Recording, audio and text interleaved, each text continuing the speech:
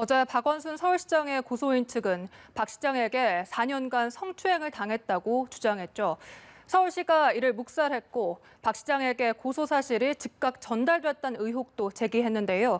일각에선 2차 가해 논란까지 빚어지고 있습니다. 이번 사건을 취재한 사회부 사건팀 조한대 기자와 함께 자세히 살펴보겠습니다. 어서 오십시오. 네, 조 기자. 어제 연결식도 열렸고 한편에선 기자회견도 있었습니다. 먼저 피해 호소인 측이 주장하는 피해 사실 어떤 것들이 있습니까? 네, 어제 박 시장의 고소인 측은 기자회견을 열었지요. 고소인이 지난 4년 동안 박원순 시장에게 위력에 의한 성추행을 당했다고 주장했습니다. 이 자리에서 일부 피해 사실을 설명하기도 했는데요. 발언 들어보시죠.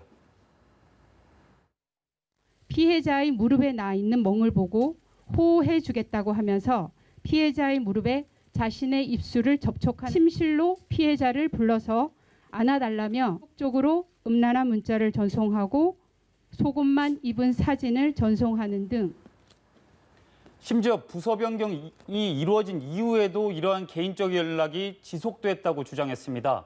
또 고소인은 서울시 내부에 도움을 요청했으나 시장은 그럴 사람이 아니라는 얘기를 듣거나 피해를 작게 보려는 반응을 보였다고 설명했습니다.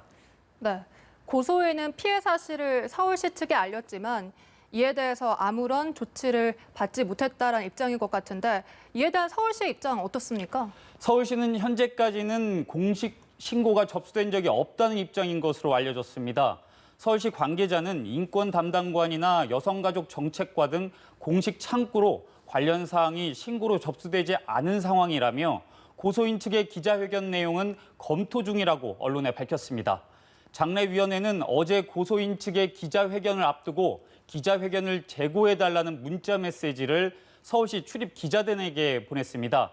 이어 기자회견이 끝난 뒤엔 장례 절차에 집중하겠다는 문자 메시지를 추가로 보냈습니다.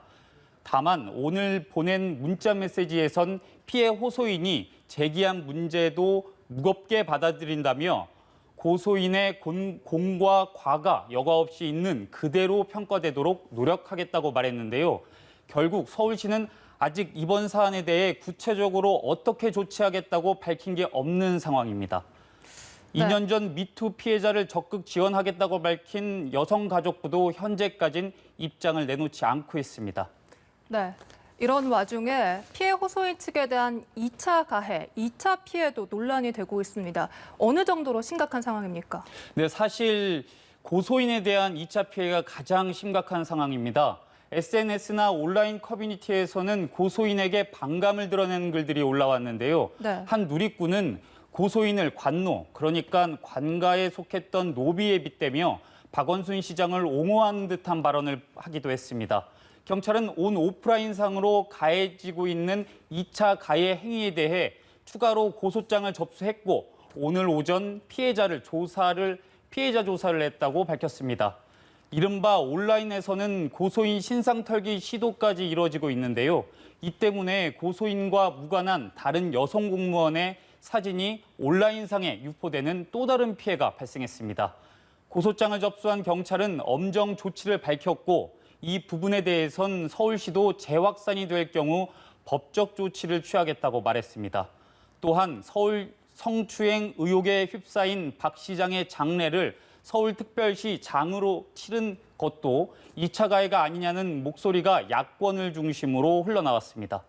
네, 이런 가운데 결국 본질로 돌아가서 이 고 박원순 서울시장의 성추행 의혹, 이 사건의 실체적 진실을 규명하자라는 목소리가 높아지고 있잖아요. 네, 고소인을 지원하고 나선 여성단체들은 이 사건은 결코 진상규명 없이 넘어갈 수 없는 사안이라고 목소리를 높였습니다. 어제 기자회견에서 단체들은 서울시는 사건의 진실이 밝혀질 수 있도록 제대로 된 조사단을 구성해야 한다고 촉구했습니다. 정치권에서도 진실 규명 목소리가 터져 나오고 있습니다. 관련 발언 들어보시죠. 저희들은 일단 청문회를 요구하고 거기에서 충분한 진상규명이 안 된다고 할 때는 더 나아가서 국정조사나 특검이나 이런 것을 일단 청문회를 해보고 결정할 것입니다. 앞서 민주당은 성추행 의혹에 대해 당 차원의 공식 사과를 하기도 했는데요. 네. 이 내용도 들어보시죠. 예기치 못한 일로 시정 공백이 생긴 것에 책임을 통감합니다. 피해를 호소하는 여성의 아픔에 위로를 표합니다. 이런 상황에 이르게 된 것에 사과드립니다. 박용진 더불어민주당 의원은 한 라디오 인터뷰에서 박 시장의 극단적 선택은 무책임하다는 생각이 든다며 당 차원의 진상조사가 필요하다고 말했습니다. 한편 경찰은 박 시장 휴대전화의 디지털 포렌식 작업에 들어가겠다고 밝혔습니다.